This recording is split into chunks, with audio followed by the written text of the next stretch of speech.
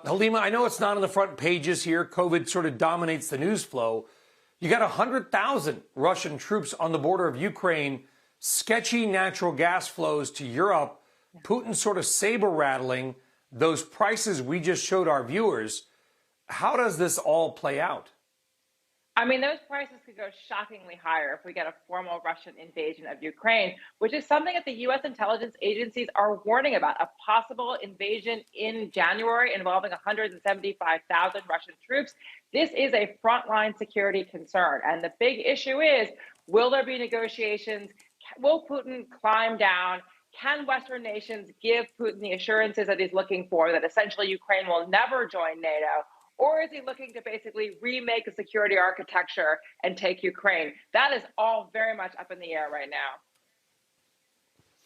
Well, we kind of think there's no way that Putin would do it. But listen, hey, he's getting older. Who knows what he might do? His legacy is on the line in certain ways. What do you think happens? What does he want to make him pull back? Is it just the approval of the Nord Stream 2 pipeline? I mean, Brian, I don't think we can say with any certainty that Vladimir Putin will not invade Ukraine. I mean, certainly that is seen as a live option in Washington. Again, U.S. intelligence agencies warning that it could come in January. I think the Europeans are more sanguine about this. The Italian prime minister was out yesterday saying, Putin just wants negotiations.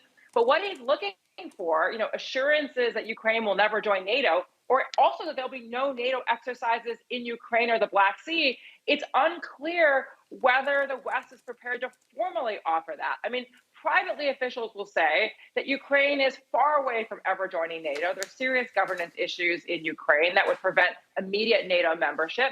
But Putin does not like these military exercises in the Black Sea near his border. And the question is, again, does he just want those assurances?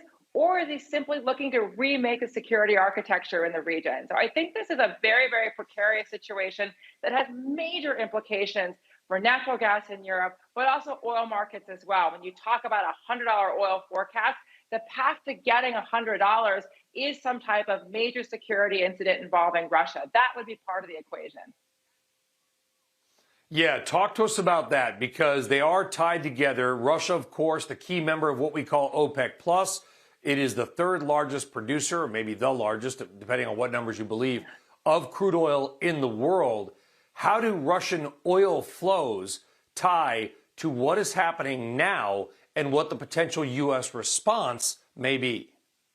I mean, this is a real concern of officials in Washington, that if you were to get to a situation where you had a Russian invasion of Ukraine, obviously the West would impose significant sanctions on Russia. They would probably look to kick them out of the SWIFT payment system, go after the ruble, the ability to do debt transactions. And how could Russia respond? Russia could respond by cutting off oil and gas flows. In 2009, they essentially halted flows into Europe via pipelines in Ukraine. There's also a concern. Would they hold back oil supplies? Would they potentially try to get OPEC Plus to pull back barrels?